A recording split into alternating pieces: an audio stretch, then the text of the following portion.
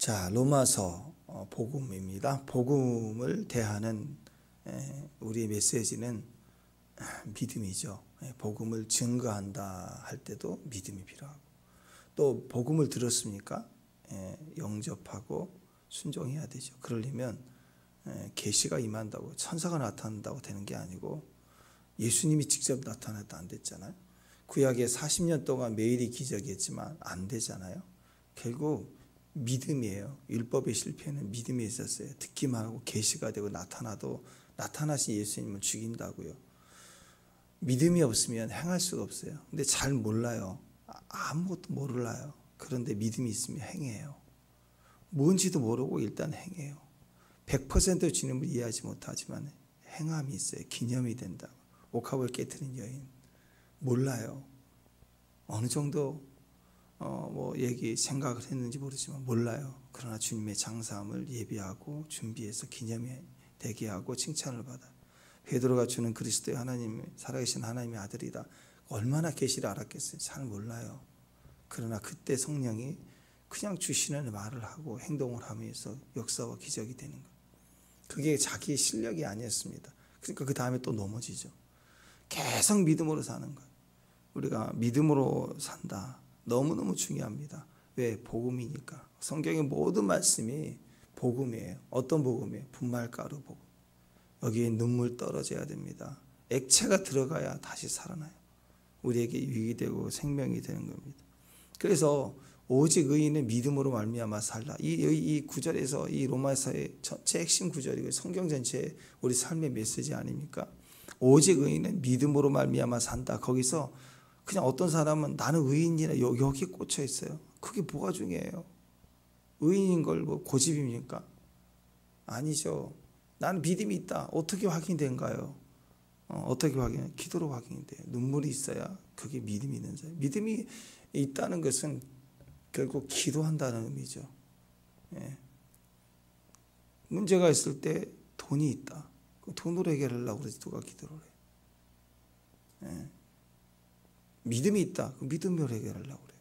돈이 있든 없든 믿음으로 해결하려고 하는 게 그게 의인이라는 거죠. 의인은 믿음으로 산다. 그 말은 우리 입장에서는 기도가 있다. 기도로 산다. 하루하루 기도로 사는 것이 믿음으로 사는 거예요. 근데 돈이 있으면 믿음으로 안 살죠. 돈이 있으면 기도로 안 살죠. 돈이 있으면 예배에 생명이 없어요. 생명을 걸고 목숨 걸고 예배 선택하지 않아요. 돈을 선택해요. 그래서 우리는 이 의인이 오직 믿음으로 말미암아 산다. 하루하루 날마다 순간순간의 선택입니다. 날마다 무시로 기도할 수밖에 없어요. 왜? 내 힘으로 안 되니까. 내 능력으로 안 되니까. 내가 쓸 돈이 아니에요. 돈 10원도. 하나님 행하시는 일이시다. 그래서 우리는 기도로 사는 겁니다. 로마서의 핵심은요, 믿음인데 우리 삶에 뭘 계속 도전하고 계시는가? 무릎을 꿇으라는 거예요. 내가 끊어져야 된다. 내 자리를 내려와야 된다. 그래서 로마서 큐티할 때 적어도 하루에 1시간은 무릎을 꿇고 우리가 묵상해 가야 돼요.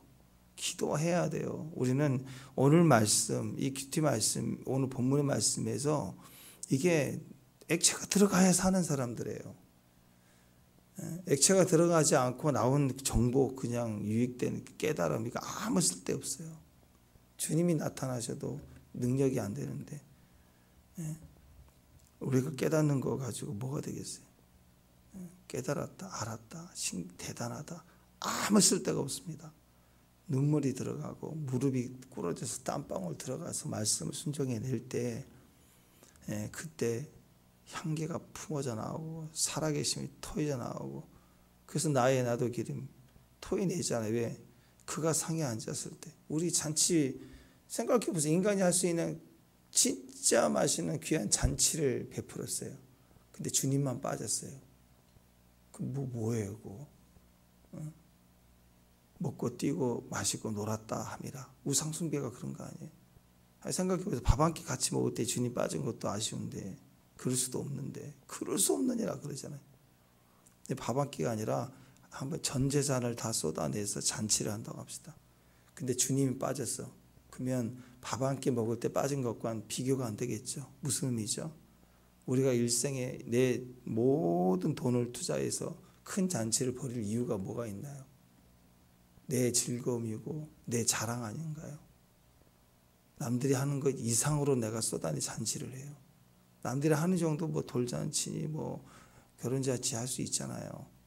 남들이 한 만큼 하는 게 말고 그보다 거대하게 점점 장치의 규모가 커졌는데 주님 빠졌다. 그것은 자랑 아닌가요?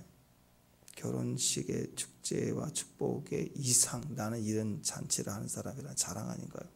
누구나 할 수 있는 분량 이상으로 커지는 건 다 자랑이에요. 다 자랑하기 위해서 내가 어디서 돌잔치를 했다, 어디로 와라, 다 자랑 아닌가요? 근데 자랑 속에 예수가 빠졌어요. 그럼 지옥 가는 마음이죠. 어떻게 예수가 빠질 수가 있겠어요? 그 중심이 본질이 드러나는 거예요. 그 사람이 과연 예수를 믿는 사람인가? 교회는 다녀도 믿는 사람이라 보기 어려워. 왜냐하면 갈수록 커질수록 주님이 없다 그러면 그건 큰 문제 아닌가요? 믿음으로 산다는 것의 핵심은 의인이다가 아니라 무릎을 꿇고 기도한다는 의미가 됩니다. 거기에 액체가 들어가야 돼요. 눈물이 들어가야 말씀이 탁 생기를 토하고 향기를 토하고 능력을 토하고 지혜를 토하면서 우리가 꼬그라지고 엎드려지고 내 삶의 능력이 되는 겁니다. 자, 바울의 한 개념을 봅시다. 바울의 모습을 오늘 보시는데, 바울의 사명이 뭐죠? 바울 전체. 바울은 이방인이에요. 12사도가 아니라 하나는 사도를 또 세우셨어요. 예수님. 성령으로 사도를 세우셨어요. 바울이. 그래서 바울을 끊임없이 도전했다. 너 12명, 12제자가 아니었지 않느냐? 뭐 네가 친히 예수님을 봤던 제자냐? 막 이런 도전이 많았어요. 근데 하나님은 바울을 세울 수밖에 없었어요. 왜냐하면 구원이 이방인으로 넘어가야 되는데 거기에 다 걸려있는 거예요. 성소의 휘장과 같이 이방인에게는 절대로 넘어갈 수 없는 견고한 벽이 유대인. 그래서 유대인으로서는 안 되고 이방인 시민권을 가지면서 동시에 유대인인 한 사람을 세운 거예요. 사도 바울입니다. 사도 바울의 부르심은 이방인이에요. 이방인들에게 복음을 전하는 거예요. 이방인들의 구원이 본인의 사명이었다고요. 사도행전 9장 15절, 16절, 17절 보면 주께서 이르실 때 가라 아나니아에게 사울이 이제 막 다메섹산에서 주님을 만나고 이제 쓰러졌을 때 이야기입니다. 그때 가라, 이 사람은 내 이름을 이방인과 임금들과 이스라엘 자손에게 전하기 위하여 택한 나의 그릇이다. 그가 내 이름을 위하여 얼마나 고난을 받아야 할 것을 내가 그에게 보이리라 하시니 하면서 아나니아가 떠나 그 집에 들어가 그에게 안수하니 형제 사울아, 곧 내가 오는 길에 나타났던 예수께서 나를 보내어 너로 다시 보게 하시고 성령을 충만케 하신다. 바울은 택한 그릇이에요. 이방인의 구원을 하나님이 주권적으로 선택한 그릇이에요. 그러니까 바울은 누구보다도 어떤 그 사도보다도 사도의 사도로 사명을 충성되게 감당했던 그런 종이었죠. 우리가 다 인정하는 부분입니다. 축복합니다. 그렇죠? 그런데 우리가 생각하기에는 이 정도 헌신되고 훌륭하게 쓰인 사도 바울 정도이면 그래도 고난과 어려움을 겪었지만 이 정도 되면 그래도 이제는 좀 형통하고 모든 게 좀 형통하고 다 풀리고 이제는 모든 것이 다 기쁜 일로 좀 가득 차야 되는 거 아닌가요? 이 정도 됐으니까. 우리가 아는 국제적으로 크게 쓰임받는 종들, 우리가 한 번씩 만날 수도 없는, 사진 한 번도 안 되는 그런 분들, 그러면 그분들은 그래도 어려움과 고난, 이단 시비 별게 다 있겠지만 그래도 그 정도 되면 항상 기쁘고 그래도 항상 이렇게 늘 형통하고 좀 그래야 되지 않을까요? 혹시 그런 생각 안 해보세요? 아니면 지금까지 고난이었지만 그리고 지금도 좀 어렵지만 내가 조금 더 주 앞에 달려가고 믿음으로 사니까 한 내년쯤 정도는 그래도 좀 다 풀리고 만사 형통하리라 때가 오지 않을까요? 혹시 그런 생각 해보지 않으시나요? 지금은 좀 약간 그래도 내년쯤이면 우리 영이 좀 올라갈 것 같으니까. 아니면 내후년 정도, 한 2년 정도 좀 잡읍시다. 조금 더 쓸까요? 3년? 그럼 70 되나요? 안 되나? 한 3년 정도 지나면 그래도 만사 형통할 정도 좀 뭔가 여유 있고 형통하고 쫙 되는 그런 내면과 그게 좀 되지 않을까요? 그런 마음 기대감 없으세요 혹시? 아니라는 거. 그런 거 없어요. 오히려 사도가 될수록 알지 못했던 짐이 있고 고통이 있고 아픔이 있어요. 자 보세요. 사도 바울은 실제로 어느 누구보다도 충성되고 주님이 인정한 사람이고 그분을 통해서 기적과 표적이 많이 나타났고 성경이라는 계시 자체를 쓴 사람이에요. 신약의 성경을 대부분을 썼던 사람이에요. 엄청난 사명자 아니에요. 사명을 감당했던 훌륭한 분 아니에요. 환경은 두 번째고 내면만큼은 엄청난 그래도 축복과 힘이 있어야 되는 거 아니에요. 맞아요. 있었어요. 근데 그것만 있는 게 아니라 오늘 보니까 내면에 상상할 수 없는 아픔과 고통이 있었다라는. 심지어 예수님이 이 땅에 사실 때 주님도 때로는 울기도 하셨네. 항상 웃고 다니셨나요? 고통 예루살렘 한 영혼을 향하여 그분도 고통스러웠어요. 우리도 마찬가지입니다. 일 잘하는 사람, 우리 주변에 일 잘하는 사람 다 속까지 다 편한 게 아니라는 거예요. 겉에 보기에는 좋아 보이죠? 겉에 볼 때는 훌륭해요. 신앙도 좋아요. 일도 잘해요. 충성돼요. 보니까 은사도 많아요. 또 옛날에는 힘들었지만 그래도 지금 보니까 좀 멀쩡해 보여요. 야, 좋아 보여요. 나도 저런 믿음의 자리까지 갔으면 좋겠다. 혹시 그런 생각을 하는 주변에 좋은 성도들이 있죠. 근데 사실 그 속에는요 가시가 박혀 있어요. 진짜 의인이면 가시가 박혀 있다. 지금 주님 없어도 너무 행복합니까? 조심해야 돼요. 신앙 아니에요. 오히려 사도일수록 해결되지 않은 가시가 박혀 있어요. 심지어는 사탄이에요. 누가 봐도 싫은 거고 없어져야 맞는 거라고 생각하는 거예요. 근데 하나님이 그것이 은혜로 주셨다라고요. 바울 자신에게도 있었고. 근데 그 육체의 가시보다 더 큰 고통이 있었대요. 오늘 보니까 눈물을 매일 짓고 있어요. 매일이에요. 날마다 눈물이 흘리고 있는 장면이에요. 그게 뭘까요? 그러니까 일을 잘한다, 크게 쓰임 받는다, 기름 부음이 있다, 이 말하고 아픔이 없다라는 말은 동의가 아닙니다. 아파요, 아파. 주님 찾으면 좋죠. 주님 기쁘죠. 주님 우리에게 힘 주시고 지혜 주시고 주님 생각하면 소망이 넘치고. 근데 주님 모습 속에 눈물이 있는 걸 보여야 돼요. 봐야 돼요. 고통이 있는 걸 봐요. 그게 사명자예요. 그것 때문에 가는 거예요.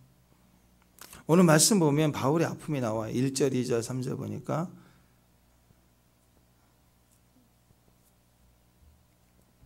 내게 큰 근심이 있고 마음에 그치지 않는 고통이에요. 그 말은 뭐예요?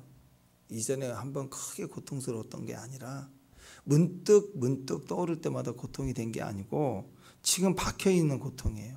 끊이지 않게 고통이에요. 지금 말씀 전하는 중에 고통이고 믿음으로 사는데 고통이고. 근데 그 고통 어떻게 이기느냐? 진통제 먹어야 이기죠. 그러듯이 이 고통이 고통 중에 복음을 전하고 고통 중에 사역을 하고 고통 중에 말씀을 증거하고 항상 그치지 않는 고통이 있었다. 3절 읽습니다. 3절 시작. 나의 형제 곧 고륙 친척을 위하여 내 자신의 저주를 받아 그리스도께 끊어질지라도 원하는 바다. 바울의 사명은 이방인의 구원인데 그것을 위해서 충성되게 섬기고 있는데 그리고 열매가 있는데 정작 열매가 있을수록 자기 형제, 자기 민족인 유대인들은 구원받지 못한다. 그게 엄청나게 큰 고통이었다는 거예요. 우리 식으로 생각해 보면 그런 거 아니에요? 지금 하나님께 너무 큰 은혜를 받아서 헌신해서 선교사로 파송받았어요. 그래서 오지에 나가가지고 복음을 증거하는데 거기서 막 충성되게 헌신하는데 막 열매가 많아요. 교회들이 많이 세워졌어요. 영혼들이 언어도 잘 통하지 않는데 복음을 증거하면 기적이 일어나고 꼬그라지고 그리고 구원받는 일이 날마다 저해지고 있는데 이 선교사의 마음 깊은 곳에는 뭐가 있느냐? 고국에 계신 자기 부모님, 자기 친형제들은 예수를 안 믿고 혼자만 믿었어요. 혼자 선교사 파송됐어.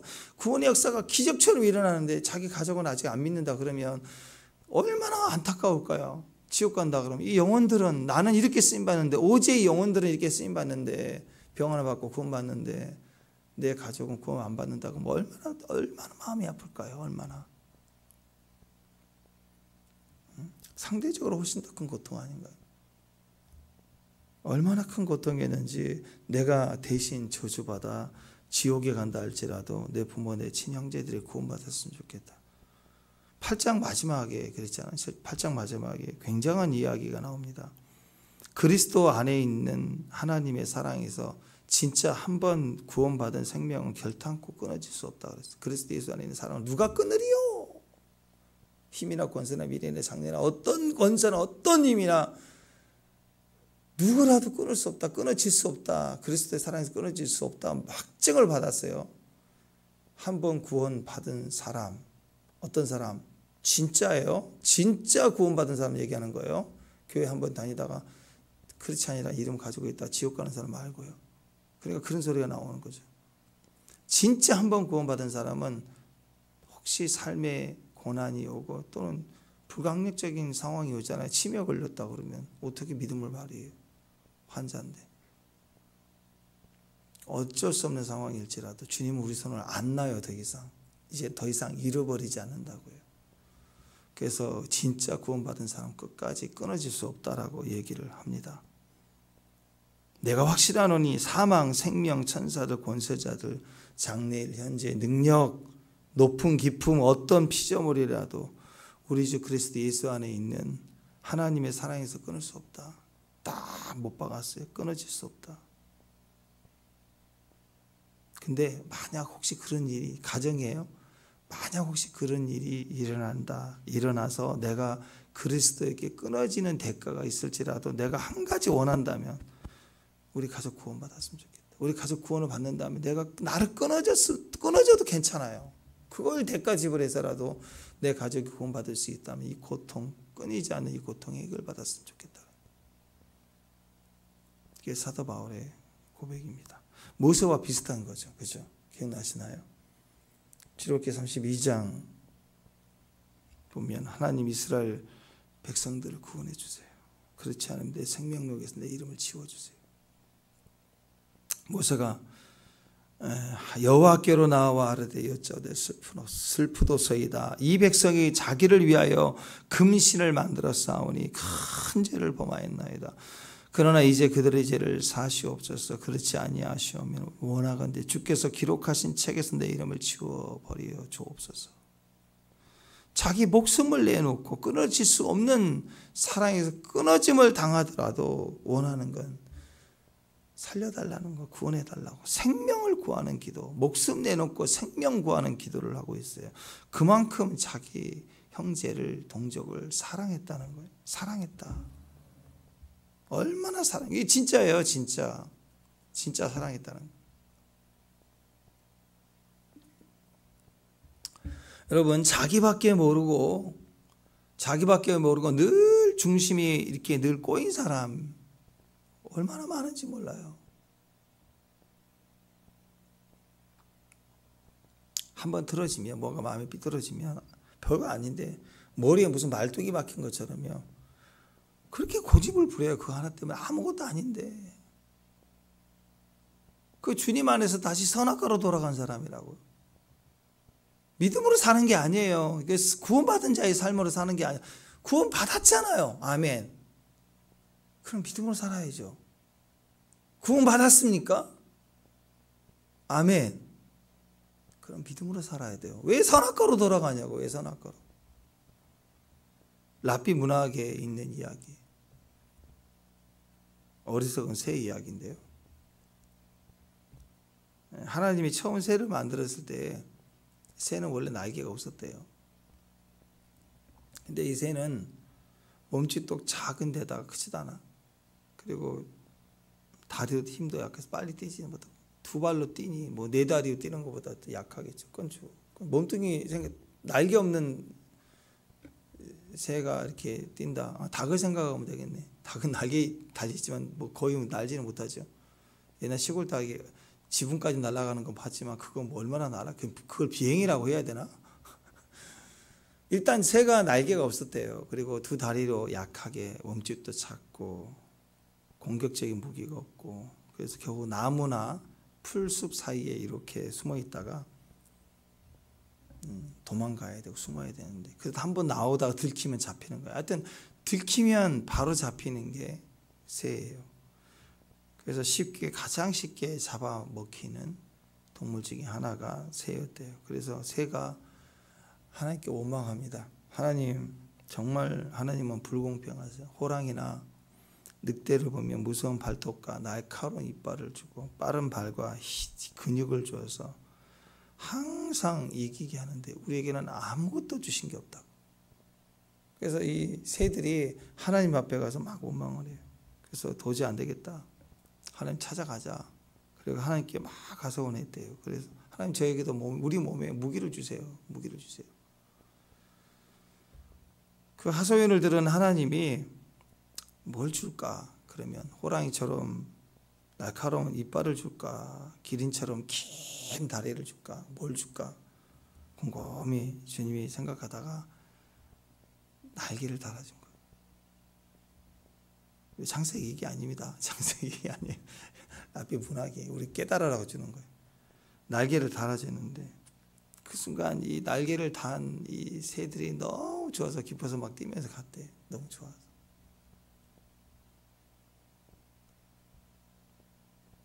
근데 며칠 후에 엄청난 불만을 가지고 또 다시 모여들었어. 주님 앞에. 하나님, 이 날개가요 너무 무거운 짐이에요. 조금도 우리에게 도움이 되지 않아요. 좋을 줄 알았는데 가서 보니까 늑대가 나타나 도망치는데, 예전에는 날개도 없어서 그나마 달렸는데 이제는 날개까지 달아주니까 더 무거워서 빨리 뛸 수가 없다고. 뭐 이런 걸 주셨냐고. 하나님 보시니까 기가 막히는 거예요. 새들이 날개를 단 채로 뛰고 있는 거예요. 늑대가 나타나는데 날아가면 될 건데 뛰어. 더 무겁다 이거. 왜 이런 걸 줘갖고 아니, 날라고 주신 날개를 가지고 뛰고 있어. 계속 옛날처럼 뛰는 거예요. 그냥 믿음으로 살라고, 기도로 살라고, 내가 도와주겠다고, 성령으로 살라고 하는데, 지금 주셨는데, 구원받았는데, 생명을 주었고 십자가의 복음을 줬는데, 세상 집도 힘들고 사명 짐도 힘들고, 그 뛰니까, 옛날처럼 뛰니까 주의를 한다고 하는데, 난 옛날처럼 돈이 없다, 뭐가 없다, 건강도 없다, 맨날 이러고 있는 거예요. 나 못한다. 날개를 날라고 주신 거예요. 그거 날면 하늘로 올라가고, 먹이를 위에서 내려다보니까 먹이도 얼마나 많겠어요. 그냥 확 먹잇감도 많고. 근데 뭐 하고 있느냐? 짐이래요, 짐. 뭘 이런 걸 주셨니? 너무 무겁대. 그거 뛰고 있어요, 꽁충. 구원받고 약속을 들었고 믿음으로 살아가야 되는데 옛날로 돌아가서 옛사람을 사니까 얼마나 힘들겠어요. 사명도 힘들고 교회 왔는데 할 것 많고 낼 것 많고 뭐 큐티도 책이 보통 큽니까? 찬양해야지, 기도해야지, 예배해야지, 짐도 많고. 왜 힘들죠? 옛날로 사니까, 선악과의 사람으로 되니까. 그게 너무 힘들더라. 먼저 우리를 택했습니까? 유대인들이 그랬어요. 택했으면 받아서 선민. 근데 그 선민은 특권이라고 하는 거. 내가 하나님 선택된 백성이다. 선택받은 거룩한 민족이다. 그것은 나만을 위해 준 게 아니고요. 사명이에요. 사명. 나만 주신 거라고 생각한 거예요. 특권은 나만 주신 게 아니고요. 나눠주라고 먼저 나에게 주신 거예요. 율법이든 뭐 그걸 가지고 나만 주신 건 줄 알고 막 또 교만을 떤 거예요. 그리고 그걸로 무시하고. 그러니까 착각한 거죠. 엉뚱하게 해석을 하고 받아들이니까 그 능력이 그 안에 있는데도 뛰고 있는 거예요. 복음 안에 갇혀서 망해가는 거예요. 그 복음의 축복을 누리면 나눠야죠. 한번 생각해 보세요, 여러분. 여러분이 지금 이 어려울 때 카페를 하나 차렸는데, 동네 조그만 카페를 인수받아서 했는데 대박이 났어요. 그거 방법을 알겠어요. 어떻게 하면 되겠다. 어떤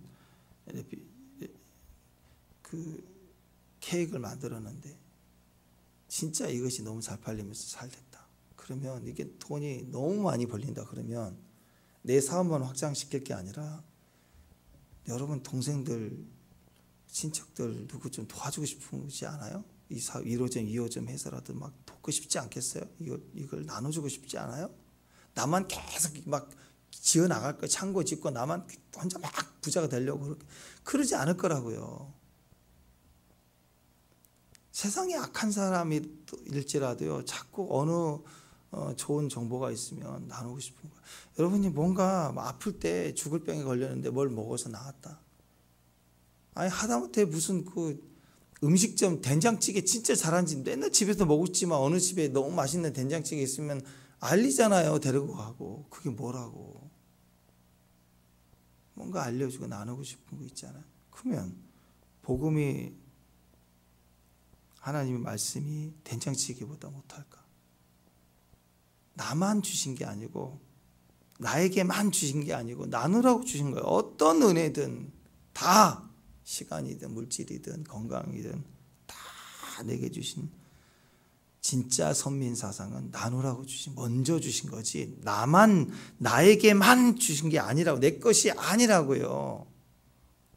부자나 가난한 사람이나 자기 분량이 필요한 건 일이에요. 일이면 돼요. 하루 3끼. 뭐 부자면 하루에 100끼를 먹나요?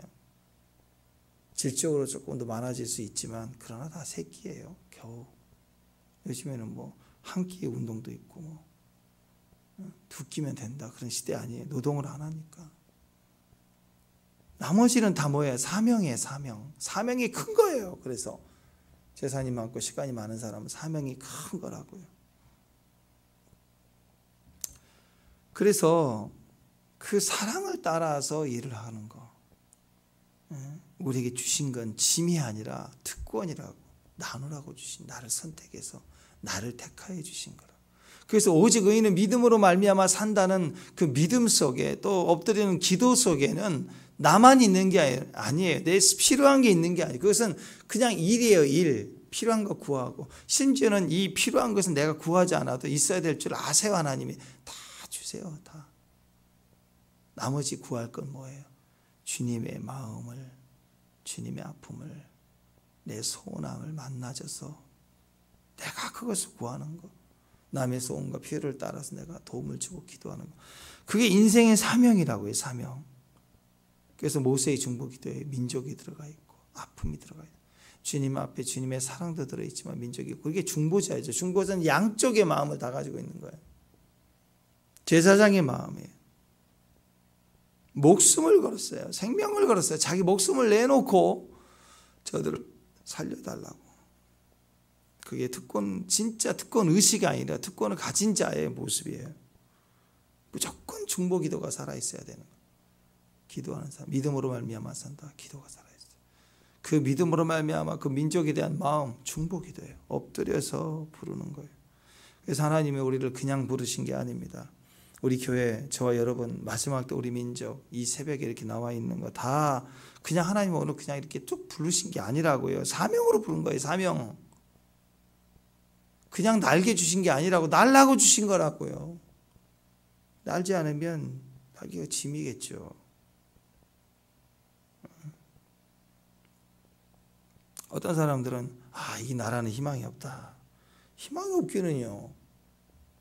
불과 한 10년, 15년 전에 헐조선, 조선 떠나라 그리고 막 난리쳤잖아요.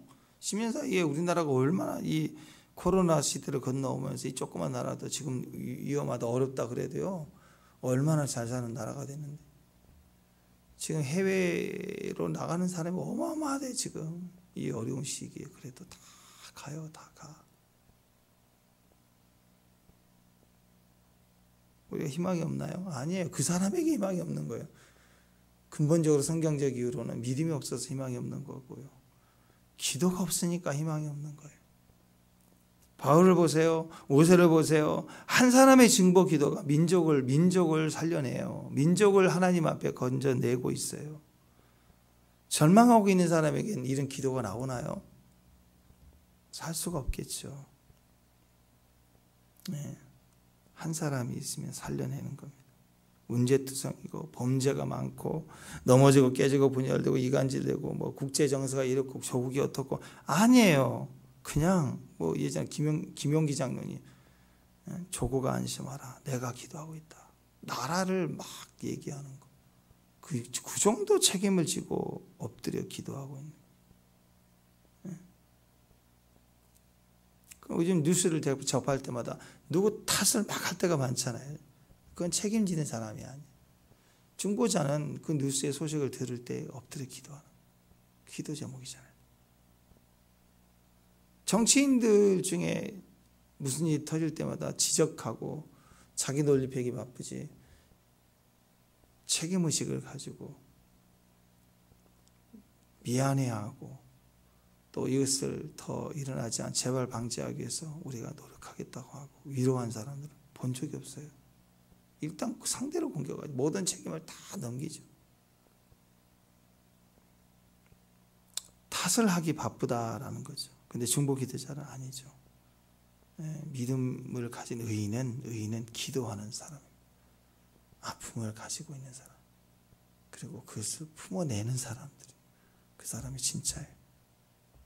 아브라함의 기도, 또 예수님의 기도, 모세가 그랬고, 오늘 사도 바울이 그랬고, 완전히 주님 앞에 전부를 드러내놓고 엎드리는 사람.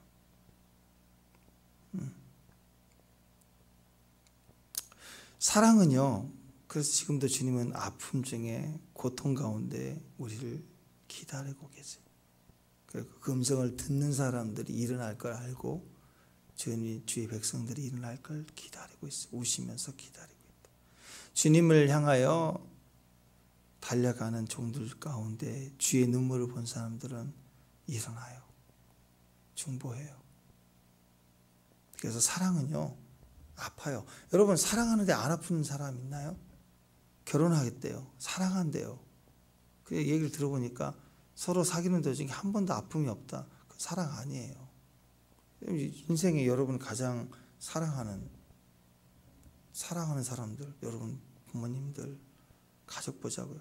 내 형제들, 내 자녀들 사랑하죠. 근데 아픔 없어요? 한 번도 안 아파요? 사랑 안 하기 때문에. 그러니까 지금 현재 만난 적이 없지만 앞으로 만날 이방인들이 저기 다른 선교지의 영혼들은 한 번도 안 만나봤잖아요. 그게 사랑한다는 거예요. 주의 이름으로 사랑합니다. 쉬워요. 참아줘요. 문화적 차이라고 꽤 괜찮게 받아들여져요. 우리는 좀 말이 이해 안 돼도. 저 일산에 거기 인도 음식점에 갔더니 빨리 써.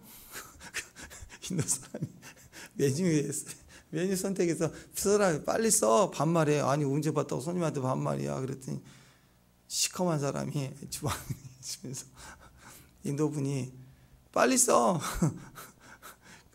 근데 사람들이 웃지 화내지는 않아. 근데 일반 식당에 갔더니 빨리 써. 그 사장님 그럼 화날 거 아니에요. 저 뭔데 반말해서 손님한테. 그럴 거 아니에요. 근데 우리는 꽤 괜찮아요. 모르는 사람 얘기하면 너그럽게 넘어가요. 문화 차이니 하고. 그리고 이게 형제 사랑이라고 생각합니다. 그리고 정말 사랑한다고는 사랑하는 사람들 앞에서는 말 한마디 갖고 뒤집어지는 거예요. 그게 우리의 모습이에요. 우리가 나쁘다 그런 개념이 아니라 사랑은 아프다는 거예요. 사랑하니까 더 대접받고 싶은 거예요. 여러분 사랑하니까 더 대접해야 맞아요. 집이라고 함부로 하면 안 돼요. 더 존중해주고 더 인격으로 해주고 아파야 되니까. 그게 사랑이니까. 그러니까 너무 사랑하면 보고 있는 사이에도 슬퍼요. 막 헤어질까 봐 떠나질까 봐. 그렇다고요. 대화 나누는 사이에 너무 즐거워서 주님과 교제가 너무 좋으면 그때는 좋은데 동시에 우리 생각은 집에 가면 나 또 이 어려운 시절 또 이 즐거움의 시간들을 벗어나야 되는가, 혼자 있어야 되는가. 부재의 공간이라는 건 우리 안에서 기억만 해도 더 고통스러운 거예요. 아이들 보세요. 그냥 뭔지는 모르지만 사랑을 깊이 하니까, 엄마를 너무 사랑하니까 유치원 가자 그러면 막 뒤집어지는, 가기 싫어 헤어지는 게 이산가족처럼 막 엄청난 고통을 느껴요. 울어요. 사랑을 할수록 고통이 생기고, 사랑하니까 고통이 생기는, 누구나 다 그렇습니다. 교회는 그런 것입니다. 교회는 기뻐요. 우리 기쁨의 교회니까 이름부터가 기쁨의 교회니 얼마나 기쁨이 많겠어요. 기쁨이 많죠. 동시에 기쁨이 많다는 것은 상대적으로 그림자가 짙어요. 빛이 밝은 곳에 그림자가 짙어요. 그만큼 슬픔이 있어요. 다 마찬가지. 주님은요 마찬가지입니다. 예배가 기쁘고, 모임할 때 기쁘고, 밥 먹을 때 기쁘고, 우리가 막 이렇게 섬기는 것도 기쁘고, 꽃만 봐도 기쁘고. 근데 슬퍼요. 교회는 모일수록 슬퍼야 돼요. 근심이 있어야 되고, 가슴이 있기 때문에 사랑도 있고, 가슴이 있기 때문에 아픈 거예요. 그래야 짐을 지고 가는 거예요.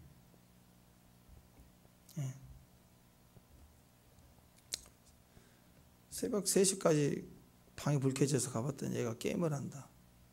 그러면 그렇군. 열심히 하네 우리 아들. 그런 부모 있어요. 고시원 총무는 얼른 자세요 하고 말아요. 고시원 총무는. 아버지는 이놈 새끼 내일 출근해야 되는데 지금 뭐 하고 있냐고, 지금 새벽 3시까지. 부모는 야단치는 게 맞죠. 아파야 돼. 하루 종일 우리 아들 큰일 났네 저거. 게임을 3시까지 하고. 사춘기 때도 안 그러는 쟤 왜 그러지? 부모는 아프다고 하루 종일. 고시원 총무는 하나도 안 아파요. 고시원 총무는 3시까지 게임을 해도요 간섭도 안 하고요 쿨해요. 성격도 쿨하고 세련되고 인정해주고 이해해주고 적당히 하라 격려도 해줘. 불만 끄고 자라 그러고. 근데 아빠는 저놈 시키고 뭐 하는 거냐고. 나이 들었어도 야단칠 수 있는. 고시원 총무 마음으로 살면 안 돼요. 부모는 아파요.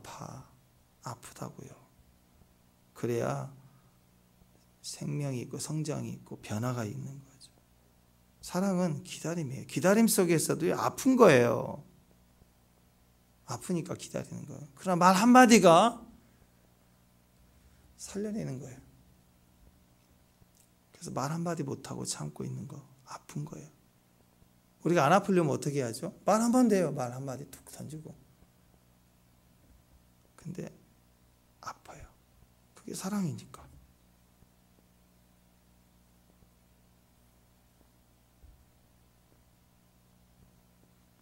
이 언덕에, 이렇게 언덕에 금고가요. 거기에 엄청난 보물이 있어요. 금고가 있는데. 그럼 그거 어떻게 하죠, 사람들이? 끌어내리든 폭발을 시키든 가져오려고 할 거 아니에요. 당장에. 근데 거기에 알이 있어. 그럼 알을 폭파시켜요? 알은 생명이 있으니까 아까운 거죠. 다치지 않게. 얼마 전에 그 달인 이렇게 하는 사람, 달인들 잘하는 사람 중에 포크레인 이거 정말 잘하는 분도 있더라고. 그래서 막 집 부실 때도 올라가서 막 부시고. 어제 이렇게 모임을 가다 보니까 공사하고 있는데 벽 이렇게 담벼락 아래쪽 흙이 썰리니까 큰 돌들을 이렇게 차곡차곡 이렇게 쌓잖아요. 그거 보면서 예전에는 사람들이 쌓는데 보니까요, 포크레인이 와가지고 하나하나를 이렇게 들어다가 탁 놓고 이렇게 돌리고 이렇게 돌리면서 너무 웃기더라고요. 정말 손으로 하듯이 바위를 이렇게 막 올리면서 딱 제자리에 놓고 그 다음에 또 하나를 쭉 들어와서 차 타고 이렇게 가면서 보니까 그걸 하고 있는 거, 야, 저렇게 기술력이 좋다. 예전에 한번 그 포크레인 그 달인 한 거 보니까요, 끝에다가 포크레인 끝에다가 숟가락을 딱 물려놨는데요, 달걀을 갖다가 딱 와서 달걀을 갖다 안 깨지게 스푼으로 딱 들어가지고 딱 옮겨서 원하는 자리에다 딱 갖다 놓고 그렇게 아주 정밀하게 이 큰 포크레인을 이걸 움직여 가지고 진짜 정확하게 하는, 젓가락질 같이 하는 거예요. 몸과 일체가 된 것처럼 착착착 하는 거 보면서 야, 진짜 대단하다 그랬는데, 생명이면 쉽게 안 하죠. 금고는 박살내요. 이거 포크로 팍 부셔가지고 막 무너뜨리고, 담벼락도 확 무너뜨리고. 근데 거기에 제비집이 있고 달걀이 있고 그러면 그거 확 안 무너뜨려요. 포크레인 가지고 살살 그것이라도 알을 딱 받아내서 오려고 하지. 생명이니까. 하나님 우리를 너무 사랑해서요, 막 부시지 않아요. 때로는 하나님 왜 저한테 이러세요? 왜 제 인생을 박살 내세요? 막 때로는 그렇게 얘기하는 것 같아도 그건 우리식이고요. 그런 적이 없으세요. 하나님 기다리시고 사람을 보내시고 하나님 아파하시면서 그 거대한 하나님 움직이실 때도 아주 알이 깨질까 봐 하나하나 쓸어 모으면서 우리를 보호하시고 인도하시고 계세요.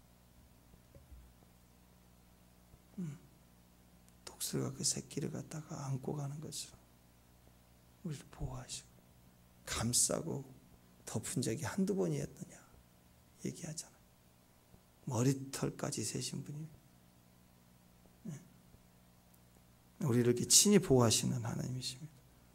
망치 들고 막 설쳐서 계란 깨고 다니지 말고, 의인은 그런 거 아니에요. 막 믿음으로 혁명해갖고 막 다 부시자 해서 막 망치 들고 막 설쳐대는 게 아니라고. 포크레인도 달걀을 드는데 망치 그거 뭐라고 그걸 휘젓고 무슨 깡패도 아니고 그걸 휘두고 다니면서 믿음이라고 막 주여 여기 패고 저기 패고 여기 판단하고 저기 판단하고 그냥 생명을 다 죽이는 거죠. 기다려야 돼. 다이나마이트 더 큰 망치 갖고 휘젓는 사람에게 다이나마이트 달라고 하면 다이나마이트 주겠어요? 그걸 어떻게 하려고? 그걸 권능이라고 막 달라고 그래요. 하나님 주세요? 아니죠. 기쁨만 생각한 거예요. 이거 하면 유익될 거라고만 생각하는 거예요. 아니에요. 먼저는요, 아파야 돼요.